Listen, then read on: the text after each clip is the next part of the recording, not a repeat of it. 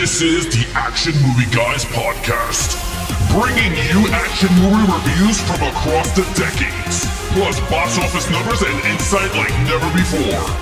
And now, your hosts of the Action Movie Guys podcast, Alex and Nate. Welcome, everyone, to a brand new episode of the Action Movie Guys podcast, episode 97, The No Time to Die, 2021, Daniel Craig's final movie as 007. I'm your host, Alex Figueroa. My co-host is Nate from Netflix Reviews. All right, guys. So now since this is a brand new movie and we actually reviewing it for the first time when on release week, there's going to be tons of spoilers. So please, again, guys, if you have not seen the movie, come back to this podcast. And if you did see this movie, then sit back and enjoy and listen. And if you guys are watching on YouTube, sit back and enjoy and check us out when we have this full discussion on this No Time to Die. So for those of you out there that is new to the channel, we added a new category for the 007 movies. Those are the open title sequence. These are the new artists that are going to be singing the theme songs. We're going to rate them and give you guys our thoughts on the new songs. Then, of course, we're going to give you guys the box office numbers, Rotten Tomato scores, and then, of course, our review of No Time to Die. So let's get to the review. With that said, let's start off with some box office numbers for No Time to Die. Again, now this is starting fresh. We're in the first week of this movie, but so far, domestic, $56 million, international, $257 million, for a worldwide total of $313 million. The budget, I do not know, but I think it's higher than 250 or 200, or roughly around there. Yeah. But Nate, what did you think for so far? Listen, very impressive. We're talking pretty much time of recording. The movie's been out in the US for 2 days, like it just opened. Yeah. And worldwide, it's only been out for like 9 or 10 days because it opened last week in a lot of territories. Yeah. So you're talking about 10 days worldwide, 300 and something million. Beautiful. That is what I like to see. People will still go to the theater for these big franchises. Venom did amazing last week. Bond, you know what? The tracking was similar to Venom in pre-sales. But I think what happened was, and it made a lot of money. I mean, it is not discouraging it in any way. But one thing you got to keep in mind is Venom, 90 minutes long, Bond, nearly twice that. Yeah. So it shortens the amount of showings they can have per day. If you look at your IMAX, there's probably 4 shows a day, maybe. Yeah. Whereas if it was shorter, you could fit more screening. So that might have affected it. But I think overall, it's going to make a lot of money. I think it'll do obviously it'll do well over 100 million domestic. And actually, in the US, this is one of the biggest Bond openings like ever. I think it beat Skyfall or something like that, which came out at normal time. And I read another comparison. It beat the last 2 Mission Impossible movies, which opened in non-pandemic. So that's really good. I hope it keeps making money. Yeah, look, with that said, let's check out what the audience and the critics have to say. And then again, this movie is still fresh, so numbers and reviews are still coming in. But what is it at so far? So as of us recording right now, this has an 84% critic score on Rotten Tomatoes, so very good. Back up, we talked about it. All the odd number movies, high in the 80s or 90s, and all the even number movies in the 60s from critics. So this follows that trend, 84, and with audiences, even higher, 89% audience score. So the reviews are great. People are liking it, and critics are liking it. Yeah, I mean, it's very interesting, right? Because we're in the final Daniel Craig movie of the Bond, and actually it's pretty high. And this is the 5th installment in his story arc. And it's weird because Die Hard is at 5 and it never opened up to those high numbers or even sniffed higher than. So it's pretty interesting, right, in terms of franchises. But all right, so let's get right into the opening title sequence, which is Billie Eilish. With No Time to Eilish or whatever. Billie Eyelash. Yeah. With no time to all right, so this is going to be a fun review. I'm really excited for this. You guys know we normally do old movie. Well, not old, but older, right? This is our first. Not that we've never. We've done live shows where we're doing new movies, but this is our first action movie guy review. And this is our first Bond movie that we are both seeing at fresh as it come out. Alex, the diehard Bond fan, Nate, the casual. We'll call me the casual Bond fan.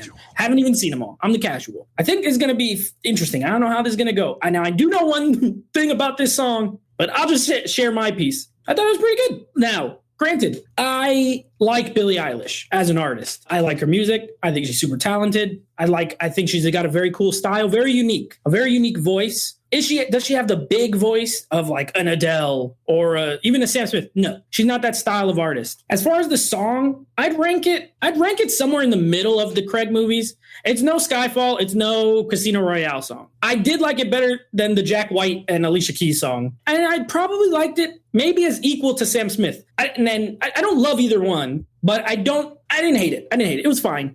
I just really, I like her, and so it sounded cool, especially in IMAX with the loudspeakers, but a little slow. I wish it was a little, I don't know, it fits her style. But the opening credits, awesome.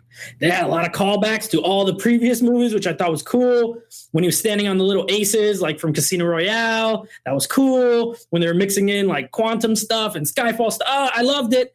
I thought the credit sequence was a 5 out of 5. I thought the song 3.5. I'm going to fall at a nice solid 4 for the total package of the opening credits. Yeah, you know, it's funny when I heard this song prior to the movie because they're playing it on the radio, and I remember when they announced her, I think a few weeks or a month later, they released that track, and I heard it, and I thought it stunk. I was like, oh man, this song's horrible. Watching it in the IMAX and getting the graphics behind it, because you got to watch it with the graphics. I mean, you can listen to a song for a movie, but if you don't get the opening title sequence to it, it's going to be very a different experience. True. I enjoyed it for what it was. It was way better than Quantum of Solace. I loved the title sequence. I agree with you. The title sequence was awesome. I love the nod to Dr. No with all the dots. You never seen it? Oh, see, I don't even know that. I thought that was really cool. That was the original Bond movie, the first Bond with Sean Connery. So it has the colored dots when it went boop, boop, boop, boop. Yeah, I was like, this looks old, but I don't know what it meant. Dr. No. That's Dr. No. For those of you, I mean, so that was pretty cool. I was all right. That's cool. But the song for me is just, it fit the movie. The song fit the movie perfect. I just did not like, I don't like her. I never heard none of her songs. I just think she sounded like she was just sleeping behind the mic when she was singing it. But it is what it is. I gave it a 3. I thought it was a good Bond. Not fantastic, but I gave it a 3. That's fair enough on that. But now let's get right into this movie review because this is fresh. I watched it today. You watched it on Friday, right? It was Friday. Thursday. Yeah, Thursday. I'm sorry. You saw it Thursday, the premiere night. And I saw it today as we speak. So with that said, Daniel Craig, James Bond, lead character for the final time. Now this happened. Okay, so in every category except this one, the more the days went on until we reviewed this, this is a kind of movie that honestly, my thoughts on it changed like every day that went by. Okay. And we'll get more into it as we go to the categories. But it's not one of those movies that was like first time watch. I saw it. And as I walked out the theater, if we reviewed this that night, I feel like my scores might have been different. But the more I thought about it, the more certain things, maybe clicked or didn't click or whatever the case may be. So I think that's a sign of an interesting film. At minimum, it's interesting because it kind of, sits in your brain and you think about it. But the one thing that I didn't have to think about was my man, Daniel Craig as James Bond. 5. I'm going to give him a 5. Look, I think he owned in this entire series. The only one I didn't love him in was Quantum, and I still gave him a 4. So at worst for me, he was a 4. In every other movie, he was a 5. You could tell that he was like, he wanted to go out with a bang. As an actor, as a character, he gave it everything he had. And he is older. You got to remember, we talked about it, I think, last show.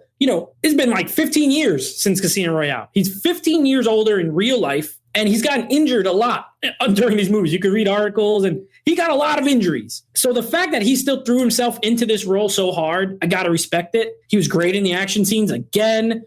He went through the whole range of Bond in this, right? Like early on, you had a lot of emotional stuff with the what's her face with the girl. I can't remember her name. Like Madeline. Was it Madeline or something like that? Yeah, he went through that whole thing, and then he was the classic Bond. Shortly, when it goes to the 5 years later when he's retired, the scene in Cuba, all that. Like he's quippy. He got some one-liners, got the suave.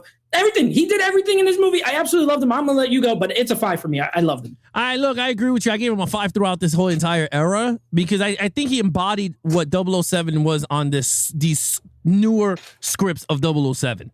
I think he's going to be now the focal point of anybody that's going to step behind the suit. And I have a theory on that. And we're going to talk about that on overall because I have a theory on what's going to happen. Sure. But I felt like in this one, it's the same how I felt with Spectre. I think he embodied all of them in this movie also. I think this was his final movie, and you could tell because it looked like he started to have more fun in this than it was in Quantum. It looked like he didn't want to do that for some reason. I agree with you. But again, it was due to storyline, I believe. But this one looked like he had fun. you could. I mean, that one shot of him fighting everyone going up the step. Yeah, it's he doesn't he my notes. Yeah, he doesn't do one shots. That's one thing about Daniel Craig. He allowed Sam Mendes to do the one shot on the roof. His type of actor. He said, I remember he did an interview was that he loves to do the cut and doing scene by scene, but he said if the scene fits for a one shot, that he will absolutely do it, and he allowed him to do it with the action sequences because he felt that would work. So anyway, that was pretty cool. I thought that was cool. I thought the chemistry between him and the new 007 was cool. I love Anna de Armas character, the Cuban chick. I think she, to be honest with you, if they would have did a 007, I'd rather see her than the other one, because I thought she had more of a Bond type. She was charismatic. She was funny. She could fight. She could shoot. She was better in her one scene than the 007 actress. Yeah. To me. And my thing with that, and I think the reason is, I think they didn't want to have a female or a woman to outshine 007, because then people go all crazy with the whole woke and all this crap. You know how it is nowadays. I think they did it right. The blend of female 007 with the interaction with 007. You know. But anyway, with that said, I thought Daniel Craig was amazing in this movie. I thought he was great. Now, main villain. Let's get to Robbie Malek. Well, I don't know. Judging by what the sounds you just made, I don't know how this is going to go. So, okay, Robbie. This is one of the categories that my thoughts changed with time. I'm going to let you guys know in advance. Like when it happened, I'll let you know. And this is one that happened. Now, walking out of the theater, I didn't love him as a villain. I was like, he was fine. I like Rami Malek as an actor. One thing about these Craig movies, except maybe Casino Royale, because I feel like Lashif was in that movie a lot, is these villains are off screen a lot of the movies, right? Like there's always a lot of stuff going on and the villain's just like not there. And this is the same thing with this movie. And this movie's long. And I would say, and not in a bad way, but it feels the length that it is, right? Like it's very big and long and epic. And Rami Malek wasn't there for a lot of it. With that being said, he does something. Okay, we're allowed to do spoilers, but I still won't spoil everything. But what he does in the kind of final scene on the island with Bond bumped him up a point for me. The more I thought about it, the more I said, that is maybe one of the most dastardly things a villain has done in any of these movies. And when I'm talking about it, okay, I will say it. So what I'm talking about is the scene where him and Bond are fighting and they're in that water and he puts that stuff on him where he puts that what's the stupid thing called? The Heracles or whatever. Yeah, and he puts it on him and he makes it where he can't touch his daughter and the girl. You know what I mean? Mm-hmm. And I was like, oh, that is as evil as, killing all this stuff and dominating and all. This was very personal to Bond, that it made it where, man, dang, even if Bond escapes all this, he cannot touch the people he loves most. And that is sad. And I said, that is a villain move. And it added a point. It's still not a 5 for me, but I'm going to give him a 4 because I think overall he was good. I do like how he kind of like eliminated Spectre pretty much by himself. You know what I mean? But that scene alone made me go, okay, that's one of the worst things that's happened to Bond directly from a villain, in my opinion. So a 4, not a 5. All right. I'm going to say something here. I'm going to be really honest about this movie. And I think a lot of people are going to be like shocked when I say this. My scores are, and I'm going to watch it again. But this is, again, remember, I came fresh out the theater. So you're getting a fresh point of view, whatever, from whatever. And I know I got to rewatch it and all this. But in terms of Rami Malek's character, I gave him a 2. Ooh. I did not like him. I did not like him at all. And I'm going to be really honest with you. This movie's problem, and this is something, and again, I came out the theater and I was annoyed and angry because it's not the fact because of the ending. And we're going to talk about the ending. It wasn't because of the ending. I didn't care for that because I already predicted the ending and what stuff happened before the movie made. Because I already knew this is the route they're going to go with. But I was just like, the villain, and you're right, the villain's problem with the Daniel Craig, we never got a villain that steps up to Bond except Blofeld. Blofeld's the only one that pretty much hurt him where it hurts, stepped up to his brother, because it's his brother, right? Because now we got to call him his brother, and said, I'm going to give you 3 minutes, and you're going to have to find your love, and I'm going to blow your ass out this building, right? Like, that's a villain. That's something villainy, right? Robbie Malek didn't do shit. He just sat down and he was like, what? With his stupid mask, which I was like, okay, it is what it is. But he wasn't diabolical. And that's the problem with this movie. Like, there was so many plots in this movie that I would not even put him as the main villain. Main villain, right? Because the whole plot of this movie wasn't even Robbie Malek. It was more M, if you really think about it. Because M, I don't know why, decides to make a weaponized thing, which I was like, you're dumb, because you knew someone's going to take this and reverse it and make it into a weapon, right? And Robbie Malek did it. He figured it out, right? Blofeld figured it out. He figured it out. And I'm like, but this makes no sense, right? So anyway, Robbie Malek's character, he wasn't in the movie for that long. Flashback in the beginning, towards the ending, right? And then when he steps up to Bond, he has his daughter, which I was like, okay, very diabolical, whatever. Bond gets out the situation, and I was like, damn, now he has to go get his daughter. So I was like, okay, cool. But he didn't even fight him, like, at all. He just shot him 2 times, right? Bond whooped his ass because he's not a fighter, throws the thing in his face, and I'm like, oh, so I was like, so this whole 3 hour plus that I'm sitting here, you mean to tell me the final movie that you get Daniel Craig as Bond to whoop the villain's ass, it's a villain that he doesn't even really fight. It's a villain that just basically goes,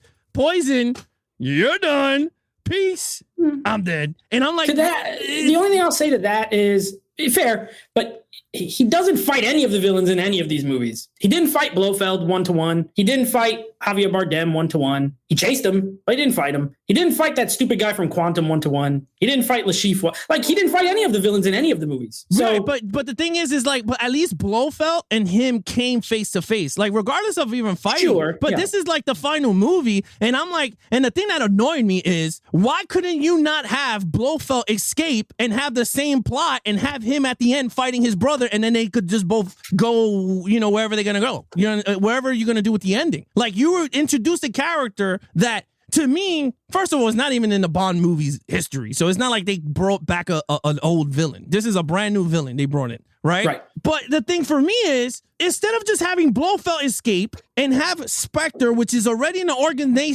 organization that has people embedded in any government employee, right? No. Now we're going to have to throw another person. And then what happens with that? He decides to kill all the Spectre. I said, oh, so 4 movies that these people couldn't find them, this guy put them in one party and killed them all. I was like, you got to be freaking kidding me. And the theater, to be honest with you, the theater laughed at that whole scene. Because I was the same thing. Because I was like, this is stupid. I'm like, the guy... Huh? No, but the thing, my theater didn't laugh at it. No, but it was pretty stupid, to be honest with you, because it was like, this guy took Quantum and Skyfall. Spectre showed their faces in Skyfall, right? And all of a sudden, they made it into this big organization, and you mean to tell me this one party had the entire Spectre, and he just wiped them out in one blow? Like, I was like, come on. I was like, this is such a rush writing just to tie up loose ends for Daniel Craig's final movie. That's kind of sucks. I'm like, this sucks. And I was like, you should have just allowed Blofeld to leave and let Daniel Craig fight Blofeld. Because I'm like, Robbie Malek's character stinks. Like, I'm going to be honest with you.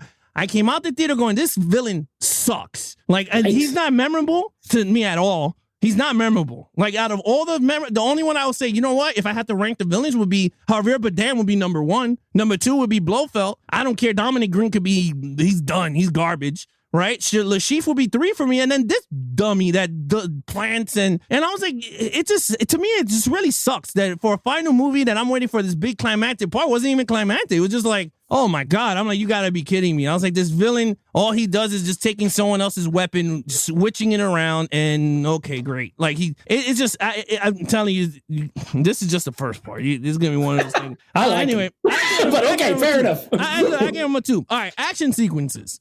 All right, action sequences. Look, so being that the movie is so long, they are very spread out. But this director, his name is Cary Joji Fukunaga. Okay. And I don't know how many Americans have directed Bond movies. Mm-hmm. I know it's usually British people or European people. He's from California, so he's an American. He has a great style. I don't know if you ever watched the show True Detective. There's an episode in True Detective where it's a long one take shot with Matthew McConaughey, like at a party, and it's incredible. And I had a feeling, I'm like, I think he's gonna do a one take at some point in this movie. And sure enough, that scene you mentioned where he's going up the stairs and beautiful. Look, I am a fan of technical aspects of filmmaking, I love one shots. I love camera work. I love all that kind of crap. Everything in this looks great. All the action scenes look great. They are sparse because the movie's so long. It felt in that regard, this felt like Spectre 2 to me. And I think I kind of mentioned that to you when we were talking off air. Like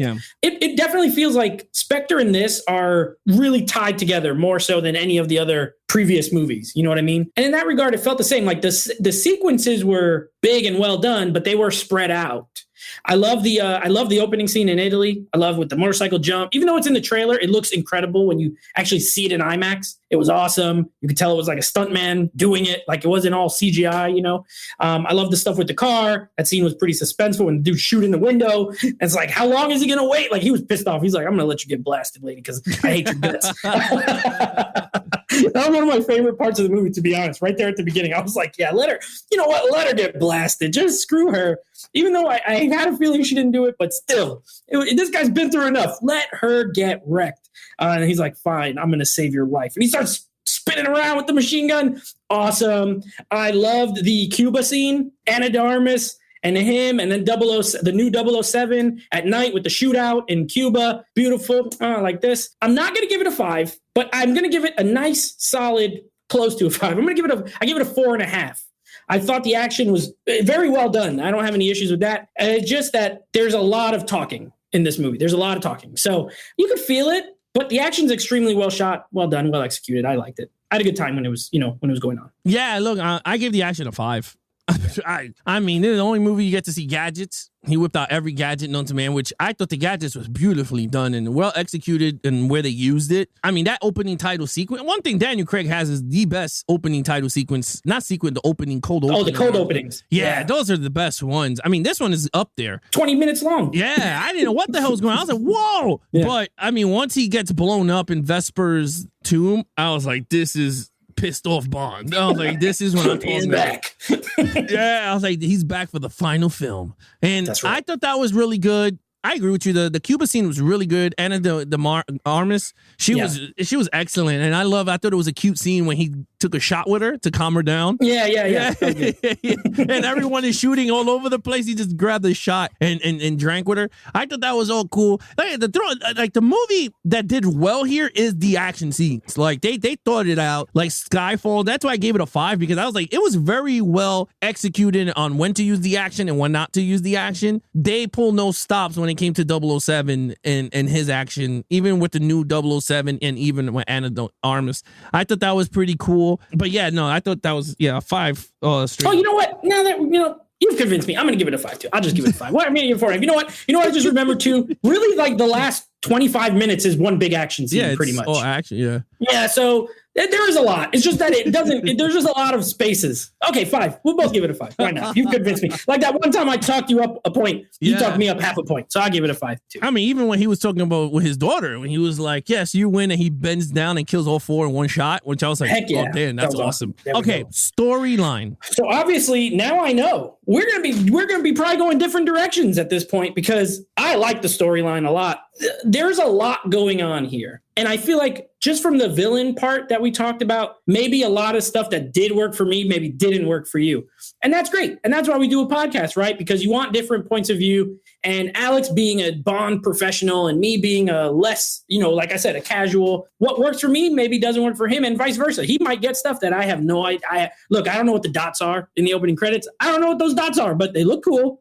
But, he knows. So for him, it's way cooler. You know what I'm saying? Yeah, So with that being said, I thought the storyline was really good. I liked the whole idea of this villain because he's been around in the shadows for so long, because he tried to kill the girl when she was little. He was trying to kill her dad. His dad was the dad was locked up in the bunker or whatever. You know what I mean? He's been plotting this thing all this time. You're right. I did like the stuff with M. I like that. Finally, one of these M's, and they kind of did it with Judi Dench in Skyfall. But even then, you still were like, you were mostly with her, but they kind of gave a little chink in the armor on M on this one. And I like that. Do something a little different while still being, stick with your Bondisms, I guess. You know what I mean? Also try to mix in some other stuff. I like the retirement stuff. The fact that he's retired. I like the banter with him in the new 007. I did like her. Don't get us wrong. Like, I liked Ana de Armas in her role. She was great. But I liked the the lady who played 007, she was cool too. And I like the banter between her and Craig, or her and Bond, she's like, oh, 007, like it must suck to hear it, or he's just like, it's just a number. I don't even care, whatever. Like he tries to brush it off, like whatever. And you could tell she wants to get under his skin sometimes. And he just plays it real cool. Like, nope, I don't care. I'm retired, whatever. No big deal. And then by the end of it, she's like, he is, she even acknowledges like, oh, okay, he's 007. You know what I mean? Like it was cool. I thought it was really cool. I thought it was really well done.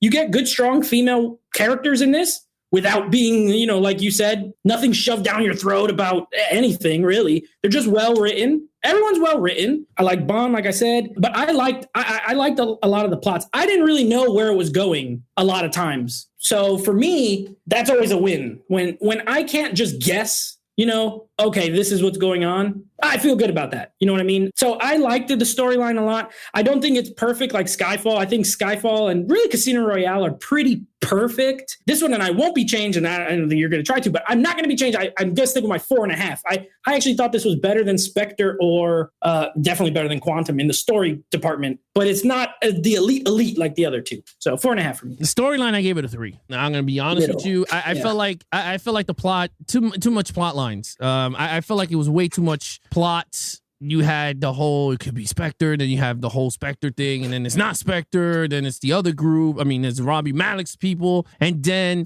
you have the whole M created this weapon thing, which I was like, it would have made more sense if it was Q, and they broke into Q branch and stole the stupid weapon.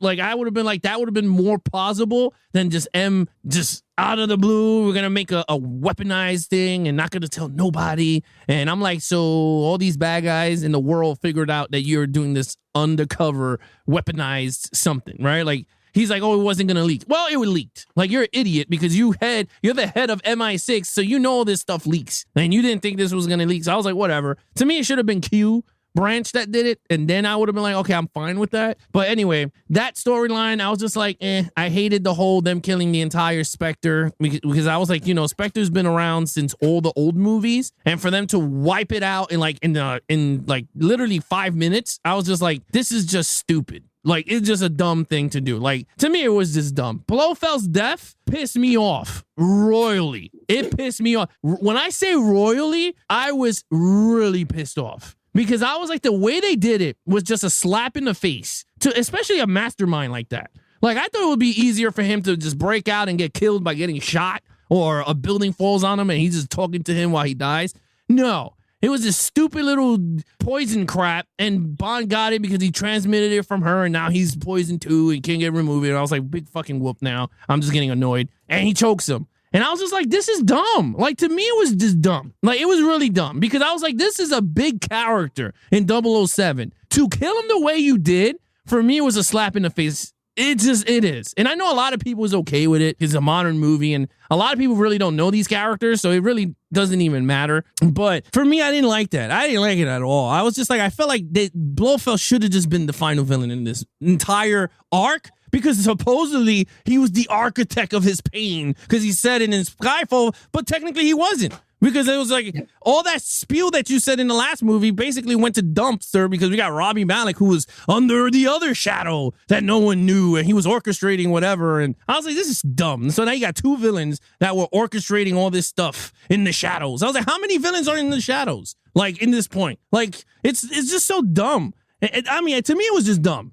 Because you have one villain talking all this smack in the last movie, right? Which was the awkward, he killed Vesper, he killed, M supposedly, and all this stuff, and he did this and that, and all of a sudden it's just like, we're just gonna kill you with this little poison, and he's gonna choke you in the stupid thing, and that's it. Poop, you killed one of the biggest villains. There you go. That's your death scene. Now, Felix Leiter pissed me off, because now everyone knows, if you watch 007, Felix Leiter dies in License to Kill. And that's what drives him. That's why it's called License to Kill, because they revoked it. And then he gets pissed off Bond, Timothy Dalton, and he goes off to kill the person that killed Felix Leiter.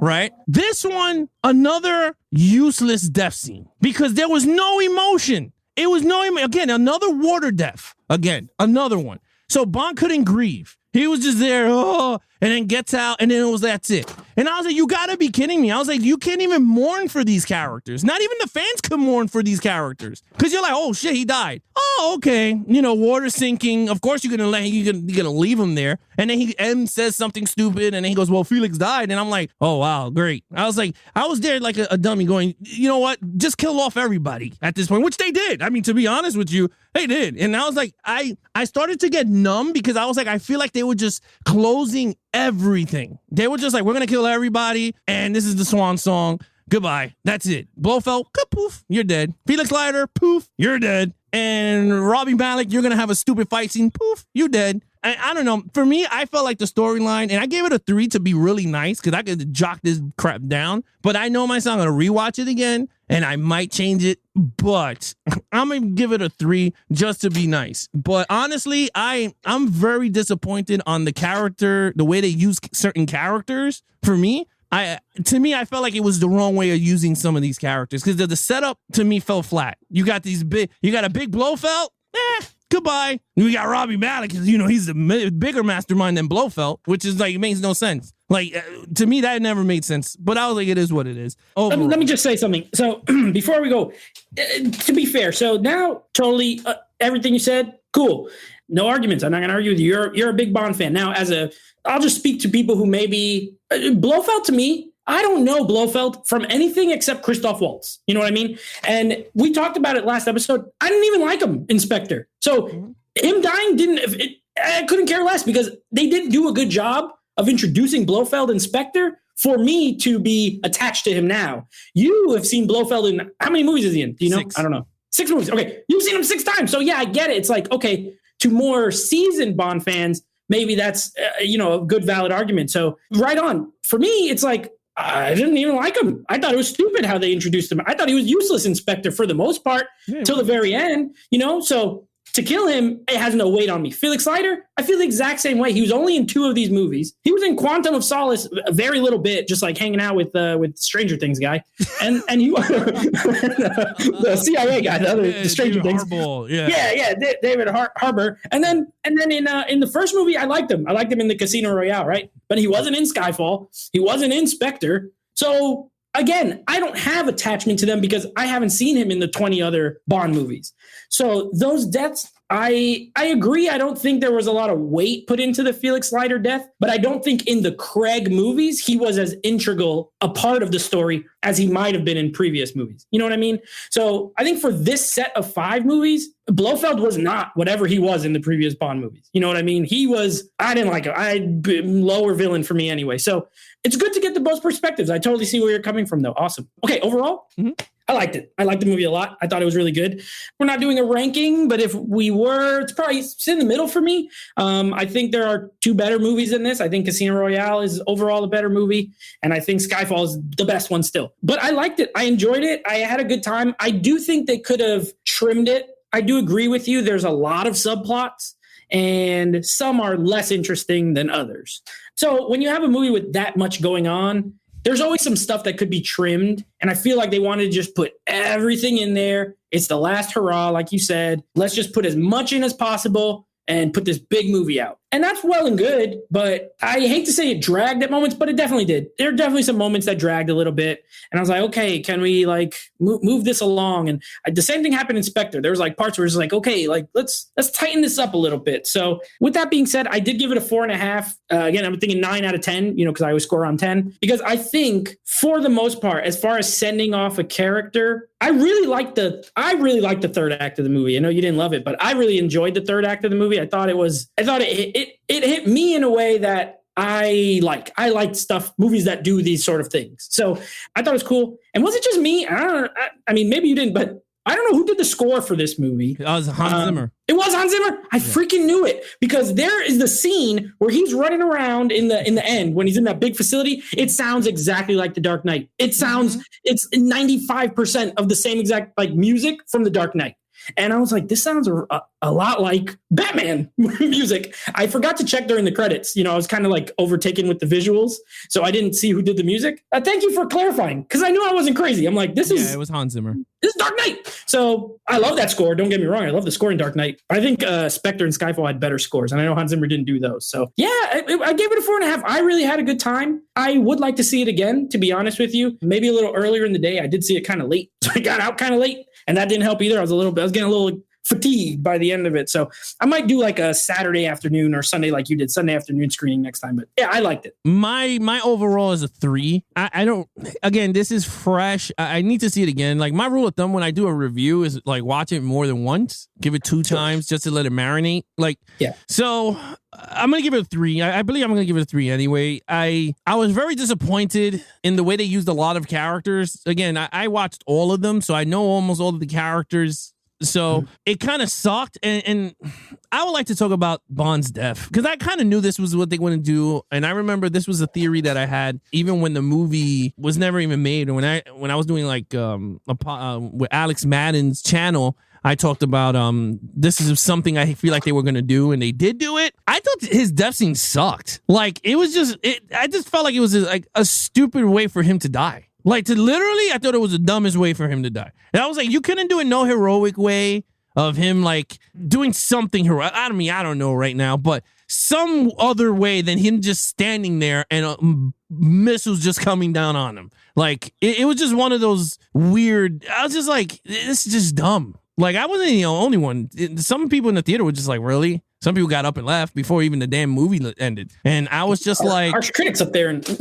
Oh, dude. Like, literally, like, even my like, I was, like, the people that's sitting next to me here was just, like, in shock. They were like, they were really leaving? Like, you saw people got... The minute the bombs came and saw him die, they just got up and broke out. They didn't even care. That. And a part of me was just like, this sucks. Like, literally. Like, 60 years of Bond, and this is the way he goes out? Like, I mean, out of all the other ways he could have died in every other movie, like, this is the way he goes out. The poison thing, I really didn't even care at this point. I was just like, this is the dumbest thing ever. But I'm like, the missile launching thing and he's standing there, I was like, this is dumb. Like, this is 60 years of this. And I was just like, it is. A lot of people love it. I already got people who are like, oh, this is the perfect Bond movie. I was like, you must be smoking something. This is not the best Bond movie. I was like, Skyfall is still the best one. I think it's way better than this one. Hand by far. In terms of villains and storyline and everything. But this is what I will say with the new Bond. And everyone could say, oh, you're crazy. You don't know what you're talking about. Because the same thing when I said he was going to have a daughter and he was going to die, everyone thought I was crazy. And this is your theory for future? Yes. Okay. Because they're gonna make another one, of course, right? It's on the credits. I'm going to say it right now. And if it doesn't happen, it doesn't happen. But this is my theory. Daniel Craig will play the last James Bond on screen. And everyone else that gets casted will be a new 007, but not James Bond. He died on screen. So anyone that puts on that suit will not be James Bond. I think they're going to reboot it with a new person, not Bond. Bond dies with Daniel Craig.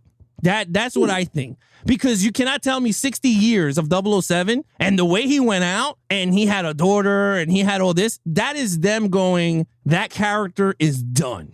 We are not making him no more. Daniel Craig just finished it off. Well, and the end credits does say James Bond will return. Not 007 will return. It says James Bond will return. So I would imagine he will. I don't know. I have a feeling he's not returning. I mean, I know they're going to say James Bond, but I don't think, to me, they kept looting a lot of the number. Anyone could be the number, which is true. It could be, Keanu Cage for all I care. It's going to be Jamie Blonde. Yeah, Jamie Blonde, right? Like it could be even his daughter grown up, the baby, right? It grows up, Daniel Craig's daughter, whatever. I don't know. But anyway.